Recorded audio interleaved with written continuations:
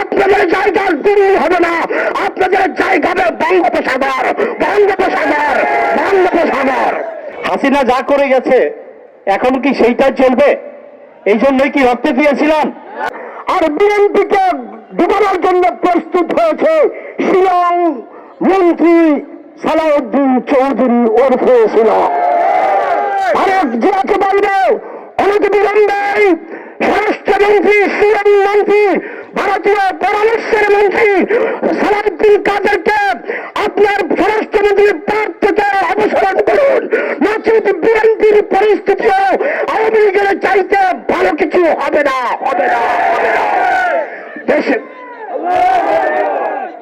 আপনাদের ইলিয়াস আলী সহ কয়েক হাজার লোককে আওয়ামী লীগ গুম করেছে, এরপরে আপনারা গুম অধ্যাদেশ বাতিল করেন, আপনাদের মতলব খারাপ। দেশের মানুষ আওয়ামী লীগের মতো জানেন গুম খুঁজতে যেমন তাড়িয়ে দিল্লি ট্রান্সফার করেছে, মনে রাখবেন আপনাদের জায়গা দিল্লি হবে না, আপনাদের জায়গা হবে বঙ্গোপসাগর, বঙ্গোপসাগর, বঙ্গোপসাগর। আপনার শিরিন শারমিন চৌধুরীর মতো আওয়ামী লীগের অসংখ্য মামলার আসামির জামিন হয়, মাওলানা আতাউর রহমান বিক্রমপুরী, আইনুল হক কাসিমের মতো আলেমদের জামিন কেন হয় না জিজ্ঞাসা করতে চাই।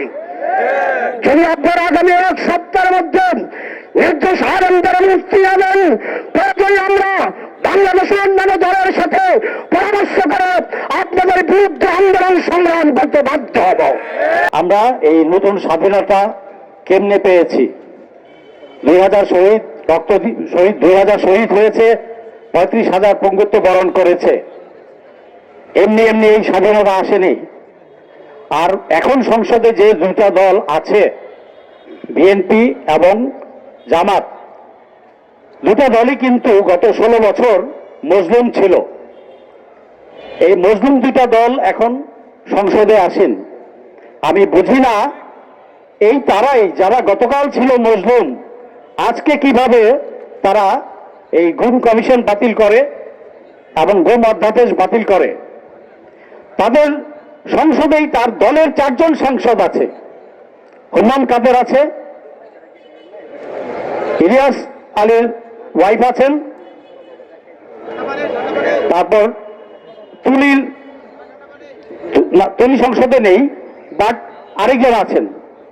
তো এই যে এরা নিজেরাও তো গুম ছিল, তাহলে আর সেই সংসদে কিভাবে তারা এই গুম অধ্যাদেশ বাতিলের বিল পাশ করলো? এরা নিজেরাও গুম হয়ে, এদের স্বামী গুম হওয়া সত্ত্বেও আমি এদের সোচ্চার হতে দেখি নাই। খুবই দুঃখজনক। হাসিনা যা করে গেছে এখন কি সেইটাই চলবে? এই জন্যই কি রক্ত দিয়েছিলাম? মনে রাখবেন, এই জুলাই যোদ্ধাদের মধ্যে মুসল্লিরাও নিহত হয়েছে, পঙ্গুত্ব বরণ করেছে, মাদ্রাসার ছাত্ররাও ছিল, তারা বলিষ্ঠ ভূমিকা পালন করেছে পুরো বাংলাদেশেই, শুধু ঢাকা ইউনিভার্সিটির ছাত্র নয়, সাধারণ জনতাও অংশগ্রহণ করেছে। সবার ত্যাগের বিনিময়ে আমরা যে স্বাধীনতা পেয়েছি, আশা ছিল নতুন বন্দোবস্তের বাংলাদেশ গড়ে উঠবে, যেখানে কোনো জুলুম নির্যাতন থাকবে না, ইনসাফের বাংলাদেশ হবে। কিন্তু আমরা কি দেখতে পেলাম? নির্বাচন হলো, তার পরের দিনই আবার সেই ভারতের কোলে গিয়ে চড়ে বসলো।